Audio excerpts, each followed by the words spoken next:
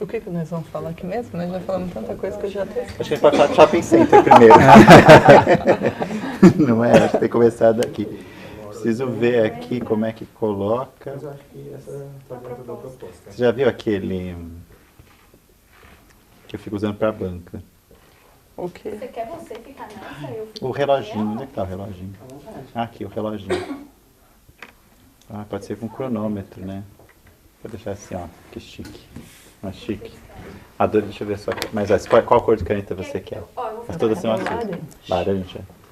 A dele também é chique, Eu apareço muito. Pois é. não é? Parece. É muita caneta chique, né? Lá, deixa eu ver aqui. Vou colocar aqui. Vai Andresa. deixar os dois também? Eu fiquei pensando numa pergunta toda cheia de história. Ai, meu É, Deus. eu fiquei pensando, eu tava vindo aqui, fiquei pensando, você faz, vou fazer uma pergunta para só para provocar, só para ela ficar Eu saio daqui. pensando assim. E agora, Thiago, que você fez essa pergunta? Sabe que é verdade, sabe que tinha coisa. Eu fiquei pensando assim. A gente vai falar de gestão democrática, não era isso? É. Aí eu fiquei pensando assim, poxa, a gente podia começar conversando, por que o pessoal da administração às vezes diz que gestão da escola é como gestão de empresa?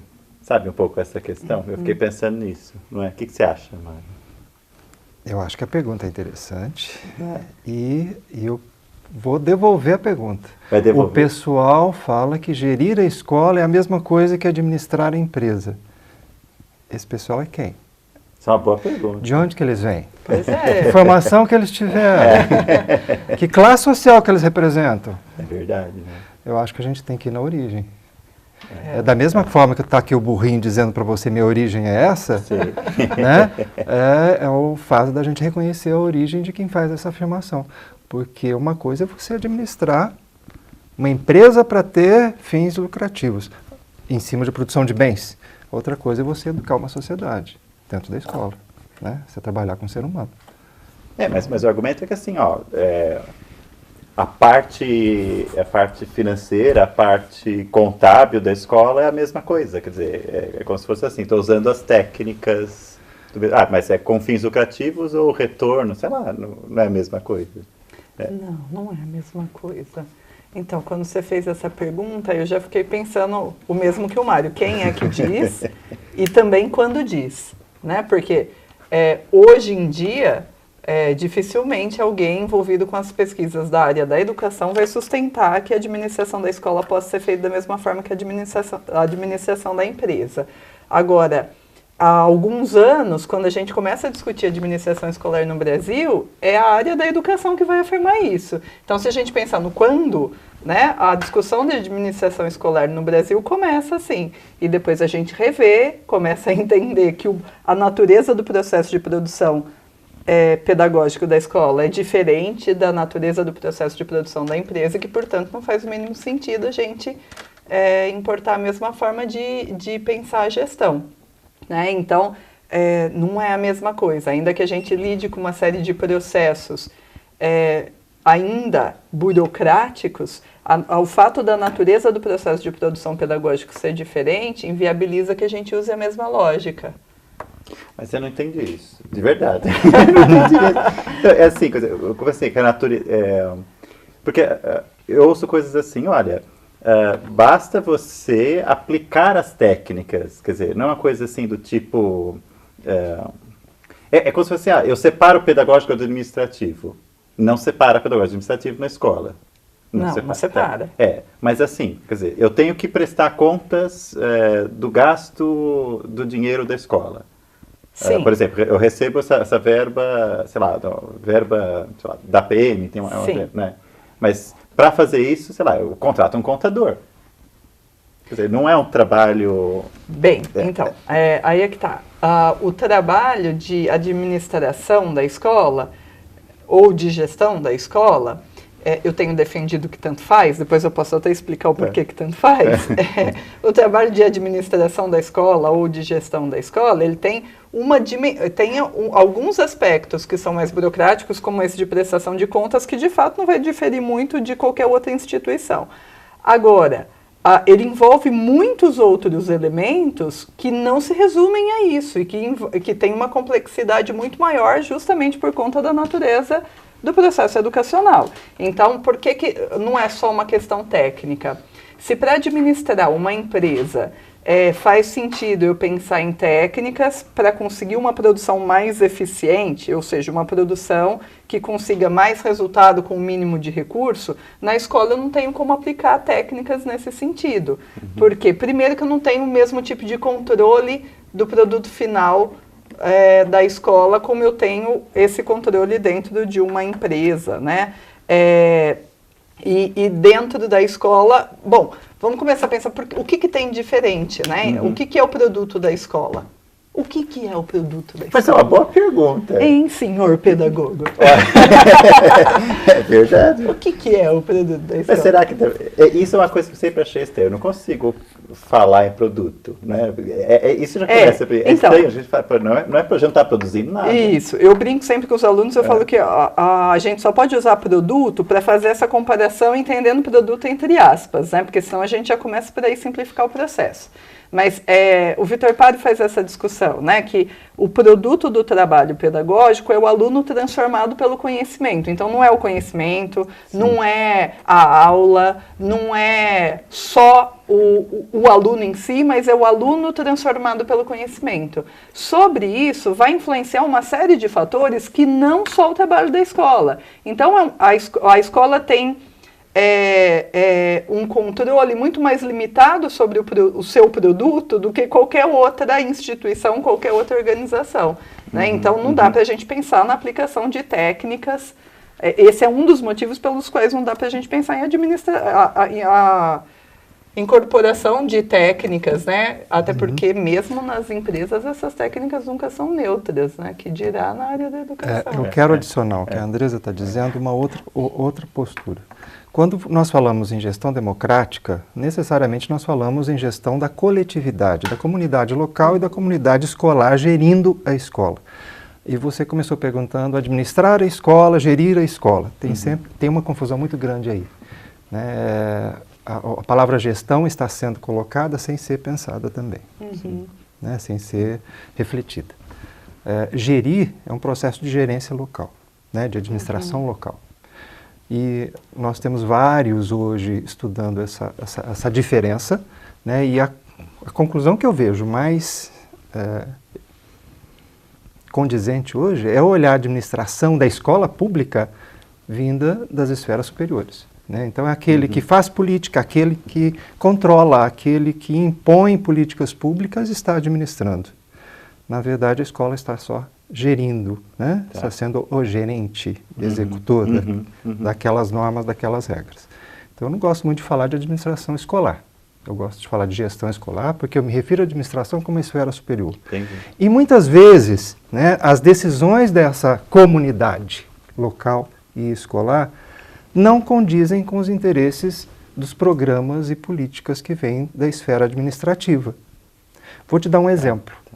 PDDE, Programa Dinheiro Direto na Escola. É ótimo, olha que maravilha, o dinheiro chega na escola para a escola usar conforme ela bem entender, conforme as suas necessidades. Erro número 1. Mas não é dinheiro na escola, então é para usar. O dinheiro é para usar, mas chega lá com uma receitinha e com um manualzinho. Você pode gastar nisso até tanto, você pode gastar naquilo até tanto. Vou te dar um exemplo. Se tem uma janela caindo, você não pode comprar a janela. Mas você pode comprar a tinta para pintar a janela que está caindo. Mas não seria tudo verba para reforma? Não é? Não. São verbas carimbadas que vêm já com destino próprio. Você pode gastar com material de consumo ou com material permanente, mas dentro de determinados parâmetros que não condizem com os interesses e necessidades da escola em muitos planos.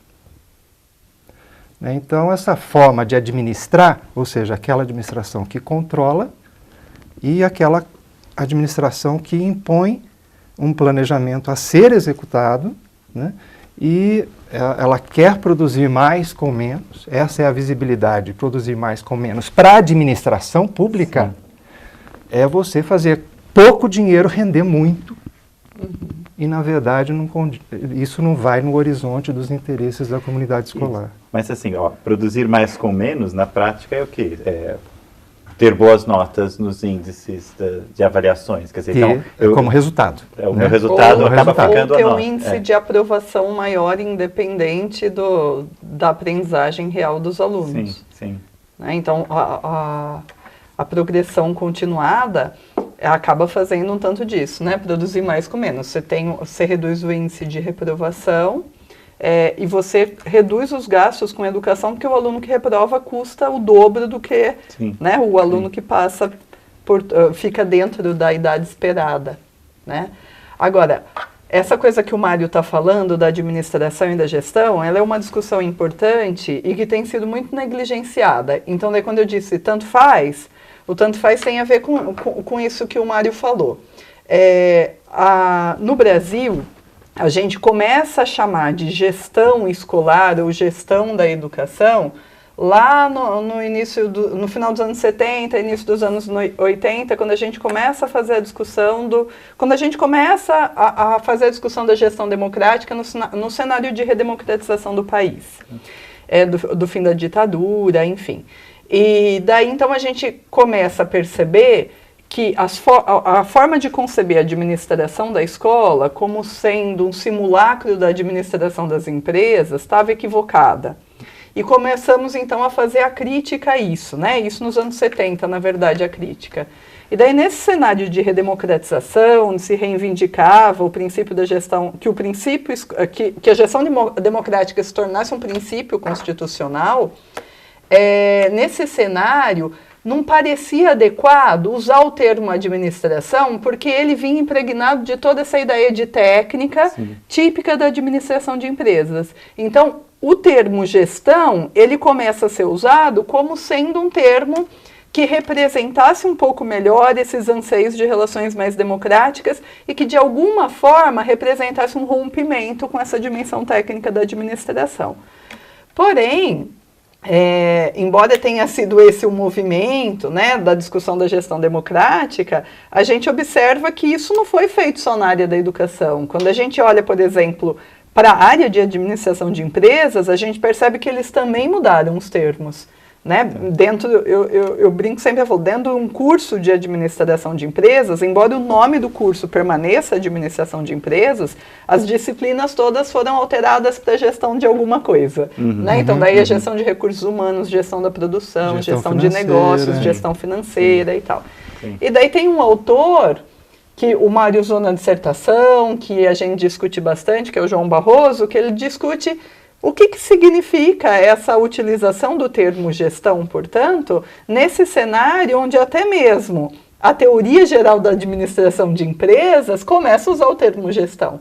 Né? E daí ele vai fazendo essa discussão no sentido de mostrar que a gente tem usado o termo gestão para escamotear o que o Mário disse, né? Que no âmbito do micro, no nosso caso da escola, a gestão tem sido usada como sinônimo de gerência. Então é onde a gente executa o que é decidido na esfera central, onde ainda continua sendo chamado de administração. Para você ter uma ideia, Tiago, se você procura dentro da Lei de Diretrizes e Bases da Educação e na própria Constituição, você não encontra a palavra democrático ou democracia, democrática, com relação à administração pública. Sim. Você só encontra a palavra gestão associada à palavra democracia na gestão da escola pública. Sim. Na gestão. E mesmo o termo administração e gestão, né, Mário? Quando a gente olha para a administração, na legislação, quase sempre a administração vai estar relacionada à educação. Administração da educação. E gestão quase sempre, gestão da escola ou gestão do ensino. Exato. Então, o que faz a gente, né, perceber que mesmo na elaboração das leis, esse termo gestão está circunscrito às esferas micro, enquanto o termo administração continua, né, sendo exclusividade de quem toma as decisões na esfera central. Numa total incoerência, né? Porque se você dá à escola, no espaço micro, a gerência democrática, né, a gestão democrática, é para a própria comunidade decidir os seus rumos. Sim, sim. Mas esses rumos vêm A escola não tem essa autonomia, na verdade, esses rumos vêm traçados com planos, né, e com planejamento e com controle da esfera administrativa no que se diz respeito à administração pública. Sim. Eu fiquei pensando assim, imagina o seguinte, parece que a gente está habituado a achar que quem faz a gestão da escola é a direção. Uhum. Essa é a sensação que eu tenho. Quer dizer, quem faz a gestão da escola é a direção. Se tiver uma coordenação, é uma ideia assim, como se tivesse uma hierarquia. Então, a direção comanda a escola, a coordenação cuida do ensino. Olha os como a visão professores burocrática persiste. Pois Né? é. Quando você fala hierarquia, você já está colocando um preceito burocrático que está na nossa vida há muito tempo. Né? Isso. Agora, esta visibilidade, com a gestão democrática, ela deixa de existir, porque essa figura do diretor, enquanto hierarquicamente colocado dentro de um conceito de aqui eu mando, aqui a autoridade sou eu, né, isso tem sentido dentro de uma forma de administrar burocrática. Numa forma de administrar democrática, né, é a visibilidade que o diretor representa a coletividade daquela escola. Não, mas assim, Né? para eu entender, assim, por exemplo, o diretor da escola, ele não é o responsável legal da instituição? Enquanto representante daquela Ele é o comunidade. representante da escola. Numa visão de gestão democrática, o diretor é o representante da comunidade escolar. Então, ele vai representar as decisões tomadas ali dentro e externamente. Então, é ele que vai ser chamado para representar a escola numa reunião da Secretaria da Educação, da Diretoria de Ensino, enfim. Ele vai representar as decisões que são tomadas pela coletividade. Né? E, claro, também dentro da escola tem um papel importante de favorecer que esse processo democrático de fato se dê, né? De criar condições para que esse processo democrático se dê. Embora existem uma série de experiências em que o diretor não tem uma postura democrática e a escola ainda assim tenta construir espaços de participação, espaços de intervenção nas decisões, à revelia da postura do diretor. Claro que esse processo é muito mais complicado, sim. Né? Mas a gente não necessariamente precisa ter, portanto, a autorização do diretor para que os professores, os pais, os alunos tentem participar do processo de decisão dentro da escola. Isso se dá graças à diversidade do que não está regulamentado. Isso. Tá? Se nós olharmos a lei hoje de diretrizes, ela não impõe um modelo de gestão democrática. São sistemas que resolvem. Né? Então o município resolve como ele quer a gestão democrática, o Estado resolve como ele quer a gestão democrática. Então você vai encontrar sistemas diferentes, como por exemplo em Minas Gerais, todos os diretores no Estado de Minas Gerais, se eles são diretores de escola pública, municipal ou estadual, lá eles são eleitos pela comunidade escolar. Em São Paulo, o diretor é escolhido via concurso público. Não é escolhido pela comunidade escolar. Né?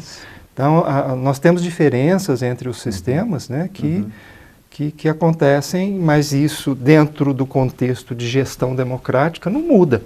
Né? A figura do diretor é uma figura de representação. Né? Da coletividade, daquele colegiado. Né? Ele está inserido dentro de um colegiado e ele representa o colegiado. Não significa que ele vai usar a sua autoridade para burocraticamente, né, administrar a escola ou gerir os assuntos da escola. Né? Sim.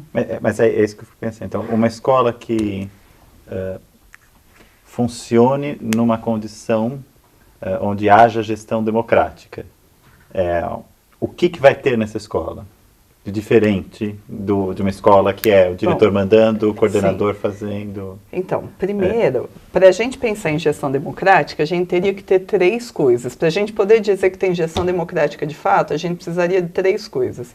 Uma primeira que seria a descentralização do processo de tomada de decisões, onde você cria condições para que a escola tenha a segunda coisa, que é a autonomia, né? E uma terceira coisa, que é a participação. Então, a descentralização do processo de tomada de decisões, a autonomia da escola para tomar essas decisões e a participação dos usuários no processo de tomada de decisões. Todo mundo. Todo mundo. Todo mundo, inclui os alunos pequenininhos. Os membros que são chamados da equipe gestora, o diretor, o vice, o coordenador pedagógico, os professores, os pais dos alunos, os funcionários, os membros da comunidade do entorno e os alunos. Daí tem uma discussão grande aí, né? Uma discussão boa. Quando é que os alunos podem, quando é que os alunos não podem? A maioria das escolas que tentam estabelecer processos de participação mais democráticos permitem a participação dos alunos mais velhos. E os alunos menores são representados pelos pais. Mas a gente também já tem algumas experiências muito interessantes de escolas que promovem formas de participação das crianças pequenas, desde a educação infantil. Claro que não dá para imaginar que essa criança vai participar de uma assembleia, votando e coisas do tipo, né? Mas algumas escolas têm algumas experiências interessantes de tentar promover a participação dessas crianças. Então, supostamente, para ter gestão democrática, precisaria das 3 coisas. Na grande maioria das vezes, a gente tem simplificado toda a discussão como se tudo se resumisse à participação. Tá. A descentralização é uma coisa que a gente não tem, né? O processo de tomada de decisões no sistema educacional brasileiro continua muito centralizado. O que está descentralizado é a execução das decisões. Então, a gente descentraliza, na verdade, desconcentra as tarefas, né? Mas o processo de decisão, de fato, continua centralizado. É isso que representa a administração e a gestão. A gestão executa o que foi pensado na esfera da administração. A autonomia, então, as escolas têm uma autonomia muito relativa, né? O Licínio Lima fala em autonomia relativa, né? Porque como não está descentralizado, uma série de decisões vão esbarrar nos limites, sobretudo do financiamento. Por isso que eu te dei o exemplo do PDD. O dinheiro chega lá? Chega para ser utilizado pela instância executora, mas chega com uma cartilha normatizando como deve ser gasto, como deve ser gasto e quando deve ser gasto. Isso. Isso então, restringe a autonomia. Sim. Eu fico pensando também no âmbito, quer dizer, do currículo, quer dizer, quando você tem cada vez mais, quer dizer, uma centralização não só de princípios curriculares, mas agora até quase de conduzir semana a semana, ou mês a mês, ou aula a aula, quer dizer, quais são os conteúdos, em que momento tem que ser dados, quer dizer, Sim. A gente trouxe elementos do âmbito da decisão, quer dizer, eu fiquei pensando, se o produto da escola é o aluno transformado pelo conhecimento, quer dizer, no mínimo o currículo tinha que ser inicialmente já pensado pela própria escola, não é isso? Sem dúvida nenhuma.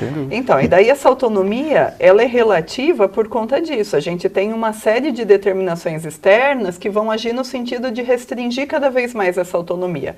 A própria Base Nacional Comum Curricular, ela vai ter um efeito seríssimo na restrição dessa autonomia, né? Porém, a beleza do processo educacional é que nenhuma determinação externa, por mais formatada, por mais diretiva, por mais controladora que seja, consegue se reproduzir de forma plena no chão da escola. Né? O Mário estudou bastante o Licínio Lima. Jamais, ainda bem, jamais um currículo prescrito, como está vindo essa receita agora da Base Nacional Comum Curricular, será implantado de forma real. Sim. Nenhum currículo prescrito, as suas intenções prescritas, jamais atingirão plenamente o chão da escola.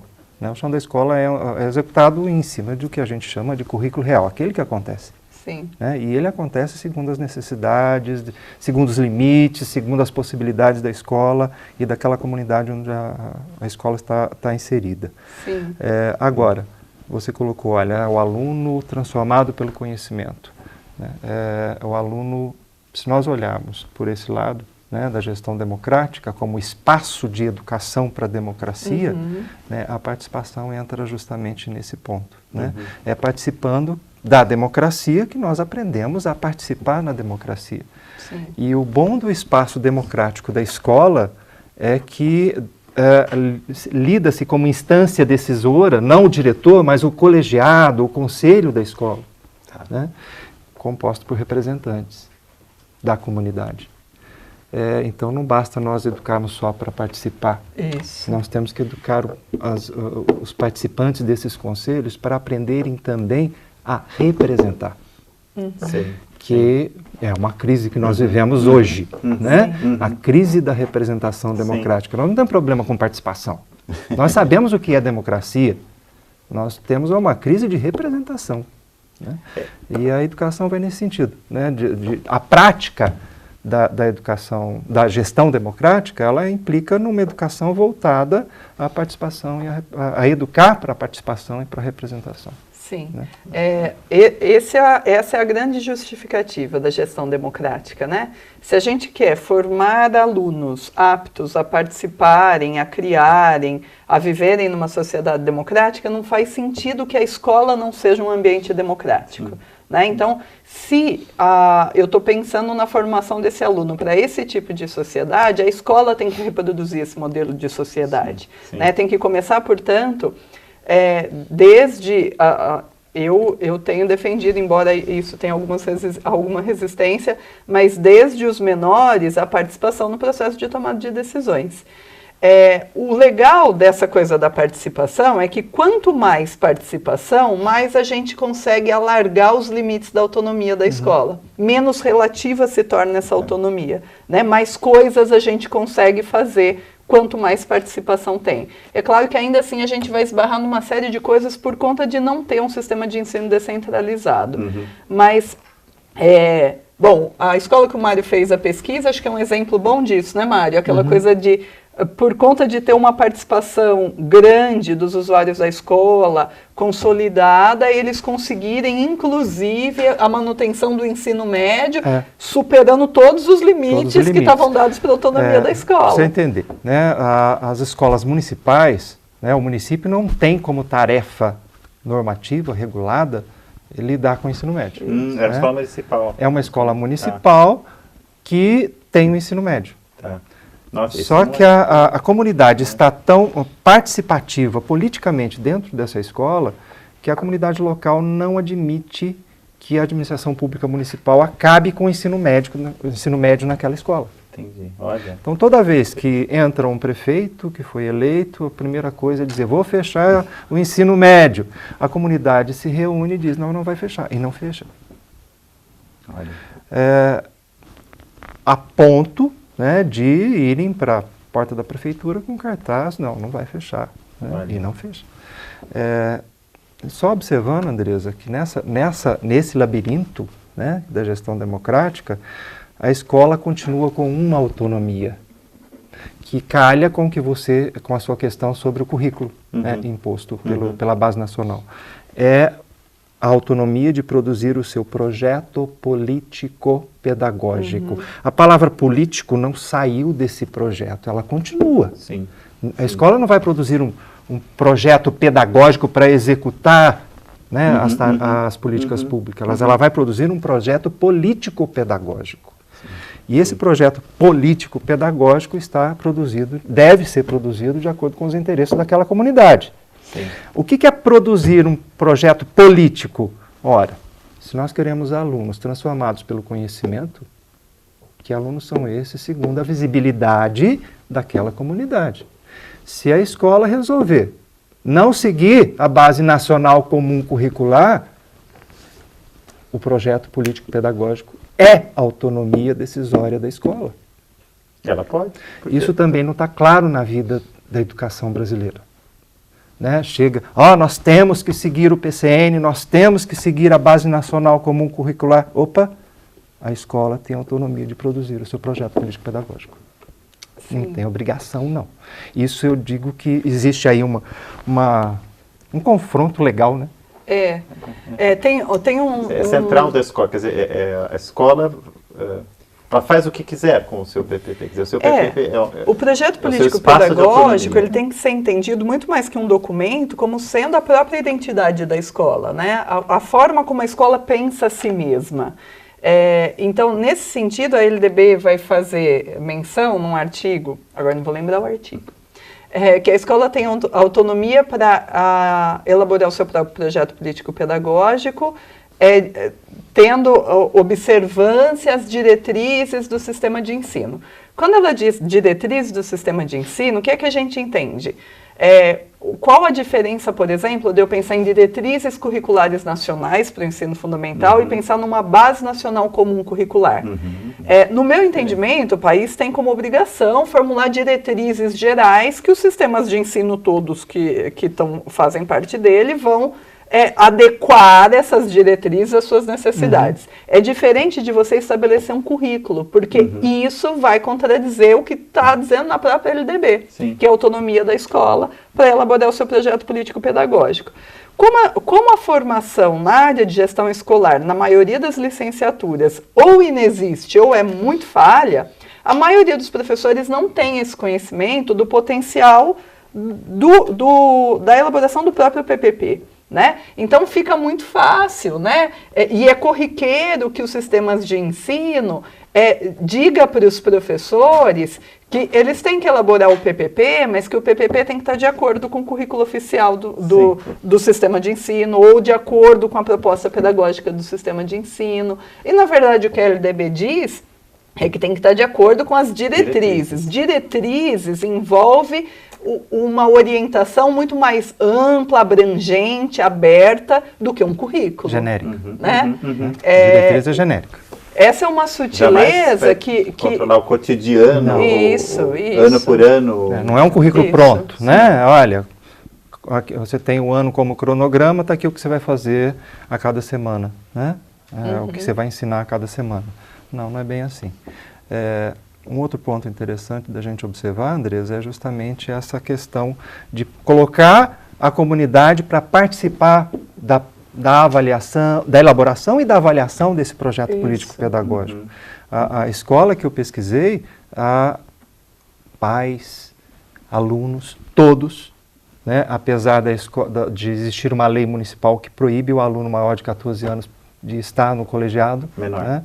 Menor, só os maiores, e aí você para questionar, né? A maioria das escolas municipais não tem ensino médio. Aliás, é só uma que tem, né? Então, só uma escola tem a presença do aluno no colegiado. E se nós pararmos para observar, nós estamos educando para a democracia, estamos cerceando, né, que o aluno participe do processo democrático. Né? Então, eu concordo com você, nós temos que começar a ensinar o sujeito a ser democrático lá desde os 4 anos de idade, que é quando ele entra na escola, né?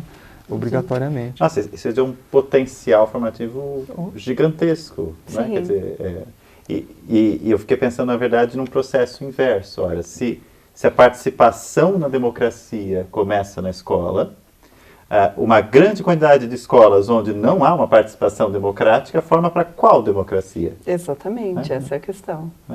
Não, essa é a questão. E daí quando a gente olha para a situação atual da escola pública, fica muito evidente, portanto, né, que os problemas da escola pública, a crise da escola pública não é ocasional, né? Ela é resultado de um projeto de escola, né? Porque esse movimento, né, é um movimento que teoricamente está claro para muita gente, mas que é formalmente negligenciado na elaboração das políticas. Então a gente tem uma série de outras estratégias sendo pensadas para melhorar a educação, mas quase nunca essas estratégias têm relação com o processo de repensar a própria estrutura do processo de tomada de decisão dentro das escolas e mais, dentro dos sistemas de ensino. Né? Exatamente. Olha, o celular diz que está na hora da gente terminar. Sabe que o celular manda no mundo hoje, ultimamente, né? Sim. Mas eu só queria que você explicasse o que essa caneca está fazendo aqui. Para explicar a caneca? Bem, essa caneca, ela é a caneca que eu e meu marido demos para as pessoas que estiveram presentes no nosso casamento. Ela tem uma frase que faz muito sentido para a gente e tem um pouco aí do que representa a minha formação, né, no desenho aqui da caneca, uma camiseta escrito pedagogia, né, e representa, portanto, o início de uma fase da minha vida, né, bastante importante. Sim. E dá para beber água, né? Dá para beber Você nem água, bebeu ainda por cima dá para beber água, E esse aí, é um cavalo? Não, não é um cavalo. O cavalo tem um pescoço mais prolongado. Esse aqui é um burrito, é um burro. Olha só, você falou que... Eu achava que a diferença é da orelha. É a orelha que é um pouco maior e o pescoço ele é mais prolongado. E eles são mais baixinhos também, Entendi. né? Esse daqui é eu gosto de deixar isso na minha mesa para me lembrar das minhas origens, né? Para ser fiel às minhas origens.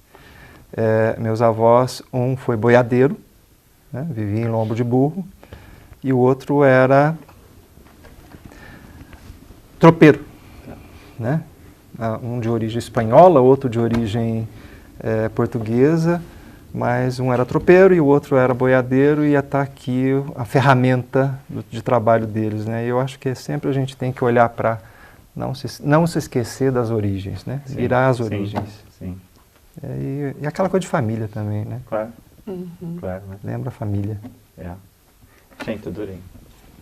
Não, explica aqui o seu. Obrigada. Obrigado. Você quer que eu explique explicou o meu? seu. O meu é aqui, segredo.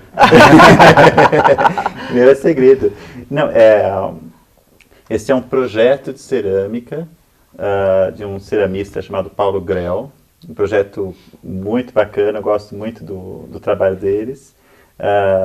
E ele é fã de peixinhos, né? Tem peixinhos. Você percebe, né, que tem como é aí? Os peixinhos Tem na os base. peixinhos na base, enfim, né? Enfim, eu tenho muitos das... Eu acho cerâmica uma coisa assim, é muito... sei lá... É a sensação de que, de repente, a gente pega uma coisa que é nada, a gente transforma numa coisa de uma beleza impressionante, e vai transformando isso numa temperatura muito intensa. Eu acho cerâmica uma coisa sempre mágica, sei lá, né? E, enfim, então eu tenho muitos dos objetos dele, por isso eu trouxe para a mesa esse. Mas esse eu não ponho água. Eu acho tão bonito que eu não ponho água, não merece por água, Gil. Olha, obrigado, viu? Eu que agradeço. Obrigado, Gil. Gente, obrigado.